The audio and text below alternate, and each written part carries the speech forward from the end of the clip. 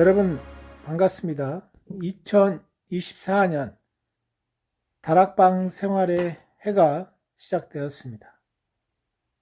다락방 생활이란 것은 결국 하나님의 은혜 가운데 사는 삶을 말하고 있습니다. 마가복음 14장 13절에서 15절을 읽어드리도록 하겠습니다. 마가복음 14장 13절 예수께서 제자 중에 둘을 보내시며 가라사대 성내로 들어가라. 그리하면 물 한 동이를 가지고 가는 사람을 만나리니 물 한 동이를 가지고 가는 사람을 만나리니 그를 따라가서 어디든지 그에 들어가는 그 집주인에게 이르되 선생님의 말씀이 내가 내 제자들과 함께 유월절을 먹을 나의 객실이 어디 있느뇨 하시더라 하니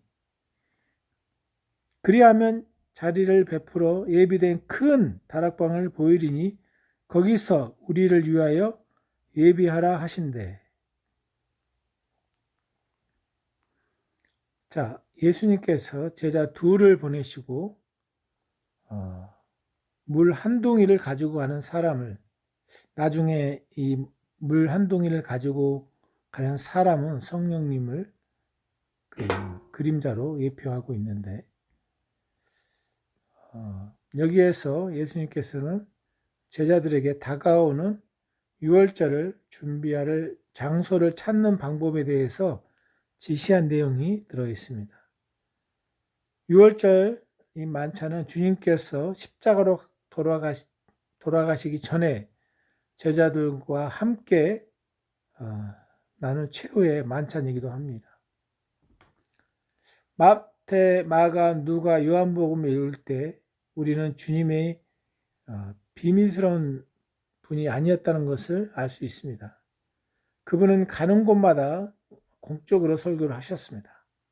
그러나 이제 마지막에 다락방에는 제자들 외에는 누구도 함께 있기를 원치 않으셨습니다. 올해 2024년 우리도 최후의 만찬에 참석한 제자들처럼 하나님의 마음의 비밀들을 듣게 될 것입니다. 할렐루야. 성경 전체에 걸쳐 다락방은 중요한 사건이 일어난 장소입니다. 우리 주님이 다락방에서 최후의 만찬과 마지막 말씀을 강론하신 것 외에는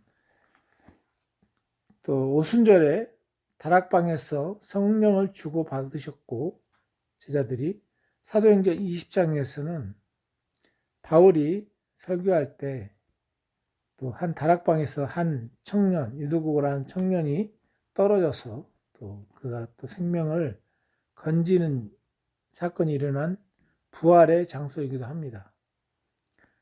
자, 에베소서 2장 7절을 한번 보도록 하겠습니다. 에베소서 2장 4절부터 한번 찾아볼까요? 에베소서 2장 4절부터 7절. 긍휼에 풍성하신 하나님이 우리를 사랑하신 그 큰 사랑을 인하여 허물러 죽은 우리를 그리스도와 함께 살리셨고 너희가 은혜로 구원을 얻은 것이라. 또 함께 일으키사 그리스도 예수 안에서 함께 하늘에 앉히시니 이는 그리스도 예수 안에서 우리에게 자비하심으로써 그 은혜의 지극히 풍성함을 오는 여러 세대에 나타내려 함이심이라. 6절 다시 한번 읽어드리겠습니다. 또 함께 일으키사 그리스도 예수 안에서 함께 하늘에 앉히시니. 참 말씀이 참 감동이 되죠. 이는 그리스도 예수 안에서 우리에게 자비하심으로써 그 은혜의 지극히 풍성함을 오는 여러 세대에 나타내려 하심이라. 자, 지극히 큰 이 은혜의 풍성함을 우리는 또 기대가 됩니다. 또 하늘에 앉으셨다고 이렇게 말씀하고 있습니다. 새 언약에 이 믿는 우리는 다락방에 있다는 생각, 즉 우리가 하늘 초소에 예수님과 함께 앉아 있는 모습을 또 상상할 수 있습니다. 그래서 다윗이 시편 91편에서 말한 은밀한 곳, 지존자의 은밀한 곳, 그것은 우리가 보호받는 곳이기도 하죠. 중요한 것은 우리가 이미 우리 주 예수님과 함께 다락방에 함께 있다는 것을 깨닫는 것. 우리는 다락방에 들어가려고 하는 것이 아니고 이미 다락방에서 시작된다는 것이죠. 주님과 함께. 그리고 2024년 우리 주님께서는 참으로 우리가 다락방의 삶을 산다는 것이 무엇인지 우리에게 또 특별히 조셉 목사님 통해서 알려주시기도 하고 우리가 말씀을 볼 때 계시적으로 알려주시기도 하죠. 다락방에서의 마지막 이 주님의 설교는 주님이 곧 십자가에서 맺으시게 될 은혜의 새 언약을 또 당신과 아주 가깝게 가족처럼 친밀하게 제자들이 함께 했던 것처럼 그렇게 우리 주님은 우리와 함께 하시기를 원하십니다. 채찍질 당하시고 또 상처를 입으시고 십자가에 못 박히시기 전 주님은 제자들과 그 친밀한 시간을 성찬식을 제정하시고 또 돕는 자로서 성령님을 또 보내시겠다고 말씀하고 계십니다. 요한복음 16장 우리 한번 찾아볼까요? 요한복음 16장 12절. 자, 요한복음 16장 12절 함께 읽어보도록 하겠습니다. 내가 아직도 너희에게 이를 것이 많으나 지금은 너희가 감당치 못하리라. 그리하나 진리의 성령이 오시면 그가 너희를 모든 진리 가운데로 인도하시리니 그가 자의로 말하지 않고 오직 듣는 것을 말하시며 장래 일을 너희에게 알리시리라. 그가 내 영광을 나타내리니 성령님이 내 것을 가지고 너희에게 알리겠습니다. 할렐루야.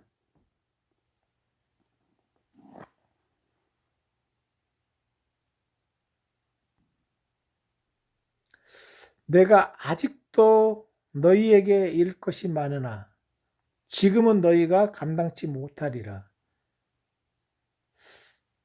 참 주님이 십자가에 지시기 전에 하신 말씀인데 주님의 마음은 참 나누고 싶고 정말 우리가 계시도 가득 차 있어서 주님이 제자들은 계시의 풍성함과 깊이들을 받아들일 준비가 되어 있지 않았죠. 결국 은혜의 새 언약을 완전히 이해하지 못했습니다. 이것은 우리 주님께서 성도들과 교회가 그들의 주님과 구원자로 영접할 때 누리게 되는 풍성한 계시였죠. 그래서 요한복음 16장 24절에 보면 지금까지 너희가 내 이름으로 아무것도 구하지 아니하였으나 구하라 그리하면 받으리니 너희 기쁨이 충만하리라. 이제 새 언약 안에서 우리는 주님이 예배해 놓으신 그 기쁨을 그 풍성함을 우리 것으로 취하는 해가 되기를 또한 주님은 원하시는 것 같습니다. 참 우리의 자녀들이 우리가 어떤 말들을 해주고 싶어도 아직은 그들이 준비가 안 되기 때문에 참 말을 못 해주는 경우가 있던 것처럼 제자들이 주님의 큰 사역에 있어서 주님이 십자가에서 부활하시고 또 성령님을 보내셔서 이제 그들이 주님이 무엇을 말하시는지 참 그 성령님을 통해서 제자들의 삶이 완전히 달라진 것을 볼 수가 있습니다.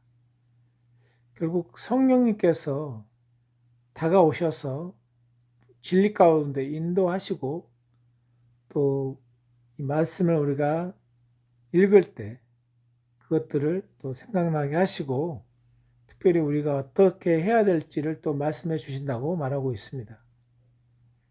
진리의 성령이 오시면 모든 진리 가운데로 우리를 인도하실 것이고 또 말씀을 들을 때 계시를 열어주시고 또 우리가 성령님의 계시를 통해서 바울 서신서에 나타난 그 바울 서신의 계시들이 또 열려짐으로 우리의 삶이 깊어지고 더 아버지와 함께 2024년을 승리해로 만들 수 있을 것입니다.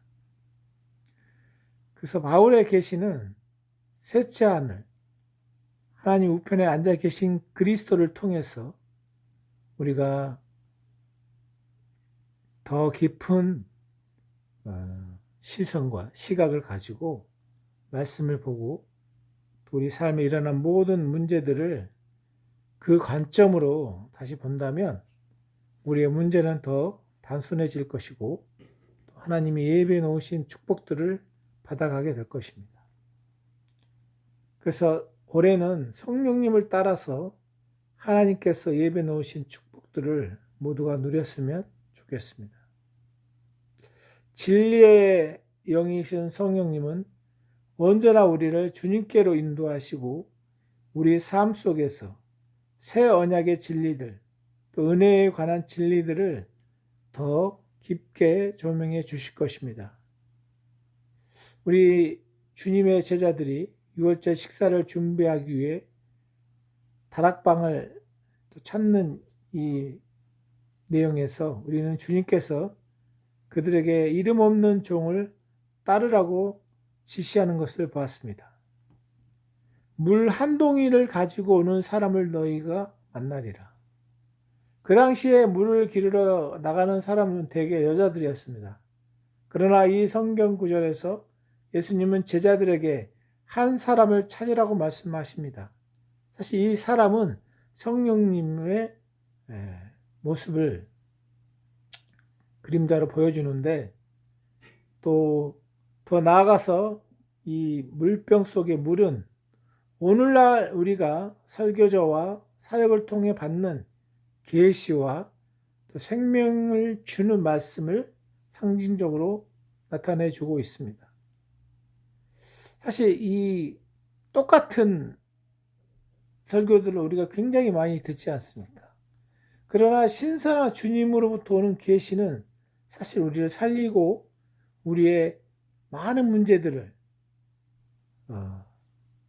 밝혀주는 그 계시 하나의 가치는 어마어마합니다. 그래서 여기서 보여주는 진리는 우리가 참 영적으로 갈증을 갖고 있는 부분에 참 해답을 주는 가르침이기도 하죠. 그가 자리를 마련하고 예비한 큰 다락방을 보이리라. 자, 자리를 마련해 놓고 예비한 큰 다락방. 사실 이것은 성령께서 우리 주 예수님의 완성된 사역으로 우리를 어떻게 인도하시는지를 보여주는 그림입니다. 그 다락방에 있는 모든 것은 준비되어 있습니다. 올해 우리 주님께서는 신명기 6장 10절 11절의 약속을 우리 삶에 이루어 주시기를 고대하십니다. 우리 다 같이 신명기 한번 볼까요? 신명기 6장 10절 말씀을 한번 보도록 하겠습니다. 신명기 6장 10절 11절 신명기 6장 10절입니다. 내 하나님 여호와께서 내 열조 아브라함과 이삭과 야곱을 향하여 내게 주리라 맹세하신 땅으로 너로 들어가게 하시고 내가 건축하지 아니한 크고 아름다운 성읍을 얻게 하시며 내가 채우지 아니한 아름다운 물건이 가득한 집을 얻게 하시며 내가 파지 아니한 우물을 얻게 하시며 내가 심지 아니한 포도원과 감람나무를 얻게 하사 너로 배불리 먹게 하실 때 할렐루야. 내 하나님 여호와께서 내 열조 아브라함과 이삭과 야곱을 향하여 내게 주리라 맹세하신 땅으로 너로 들어가게 하시고, 오늘날 은혜의 땅이죠. 은혜의 영역 안에서 내가 건축하지 아니한 크고 아름다운 성읍을 얻게 하시며 내가 채우지 아니한 아름다운 물건이 가득한 집을 얻게 하시며 내가 파지 아니한 우물을 얻게 하시며 내가 심지 아니한 포도원과 감람나무를 얻게 하사 너로 배불리게 먹게 하실 때 할렐루야. 신명기 6장 10절에서 11절 말씀이 2024년에 우리 삶과 또 사역자들의 사역에 이루어지기를, 실제가 되기를 기도합니다. 할렐루야. 그것은 모두 주님께서 사실 이루신 일 때문이죠. 우리는 그분의 것이기 때문에 그분의 완전하고 완성된 일의 열매를 우리도 누리게 될 것입니다. 이 축복은 우리의 작은 노력으로 얻는 것이 아니라, 큰 노력으로 얻는 것이 아니라 그저 받는 것입니다. 성령님의 지시를 통해서 우리가 계속해서 주님을 바라볼 때 그분은 모든 좋은 것으로 우리에게 복을 주시는 분이십니다. 마태복음 6장 33절을 한번 또 읽어보도록 하겠습니다. 올해는 특별히 말씀을 깊이 묵상해서 그 말씀의 깊이가 더 깊어지기를 주님의 이름으로 축복합니다. 마태복음 6장 33절 다 아시는 말씀이지만 너희는 먼저 그의 나라와 그의 의를 구하라. 그리하면 이 모든 것을 너희에게 더하시리라. 자, 이 모든 것, 아까 신명기 6장 10절에서 읽었던 것들, 먼저 그의 나라와 그의 의를 구하라. 그리하면 이 모든 것을 너희에게 더하시리라. 할렐루야. 우리는 우리의 삶 속에서 복음을 전하고 그의 나라라는 것은 모든 사람들이 하나님의 나라, 하나님의 의를, 즉 구원을 받는데 우리가 초점을 맞추기를 기대합니다. 그래서 이제는 각자의 개인의 경건과 개인의 어떤 지식을 추구하는 것이 아닌 그의 나라와 그의 의를 알려드리는 삶, 복음을 전하는 삶, 이것이 우리 삶의 가장 기초적인 것이고 이것이 우리 가족과 우리가 만나는 사람들에게 또 이웃들에게 먼저 우리 삶 속에서 실행해 나가야 됩니다. 그래서 이 단지 물질적인 우리의 재정적인 축복만이 아니라 우리 주님께서 이루신 일을 전하는, 또 이 전함으로 그들이 복을 받고 하나님의 의를 받고 하나님의 사랑받는 그런 놀라운 삶의 회복이 일어나는 그런 아름다운 열매가 이루어지는 그런 것을 기대합니다. 그래서 우리는 준비된 다락방으로 들어가서 마가복음 14장의 두 제자처럼 준비된 이 완성된 일에서 우리가 주님이 준비해 놓으신 곳을 발견하고 그곳에서부터 우리의 삶의 축복들이 풀어지는 경험들을 모두가 하시기를 기대합니다. 특별히 말씀을 보는데 바울 서신서를 또 깊이 또 묵상함으로 결국 이 사도 바울의 가르침에 계시는 새 피조물의 실제적인 삶, 그저 이론적으로 아는 그런 단계가 아니라 이제는 삶 속에서 경험하는 그런 실제적인 진리를 맛보는 여러분이 되시기를 주님의 이름으로 축복합니다. 구원받고 또 하나님의 마음의 어떤 부분들을 우리가 깨닫게 된다면 이제 옛 언약에 살고 있던 형태에서 새 언약의 진리를 구체적으로 우리가 우리 삶 속에서 펼칠 수 있는 그런 힘이 있는 성도들이 되시기를 주님의 이름으로 축복합니다. 우리는 이제 새 언약 아래에 있는 하나님의 자녀로서 예수님께서 완성하신 이 십자가 사역의 렌즈를 통해 또 전체적으로 성경을 바라보면서 새로운 것의 빛과 계시를 통해서 정말 구약에서 우리에게 주시고자 하셨던 핵심 진리들을 우리 것으로 취하고 또 바울선지서에서 더 많은 시간을 또 공부를 해서 여러분이 여러분의 것으로 더 깊어지는 시간이 되어지기를 또 축복합니다. 또 다락방에서 주님은 제자들과 이 성찬을 제정하셨고 이 성찬이 어떻게 우리에게 또 주님의 은혜의 그림자인지를 바울 서신서를 또 통해서 우리에게 알려주고 계시죠. 특별히 고린도전서의 이 성찬에 대한 부분들을 또 바르게 읽으셔서 단지 죄뿐만이 아니라 우리의 치유까지도 우리 삶 속에서 경험하는 한 해가 되기를 또 주님은 기대합니다. 또 이 다락방은 사실 삶의 모든 영역에 어떤 해결책을 주는 지혜가 있는 장소이기도 하죠. 사도행전 20장 8절에 보면 다락방에 등불이 많이 있어서 어두운 방을 밝히고 있다고 이렇게 내용이 나오죠. 이 내용은 출애굽기 10장에서 나오는 그 캄캄한 흑암 가운데 이스라엘 백성들이 거처하는 곳에 빛이 있었다고 말하고 있죠. 10가지 재앙 중에 나온 내용 중에. 자, 이 빛은 사실 초자연적인 빛을 상징적으로 말해주고 있는 것이죠.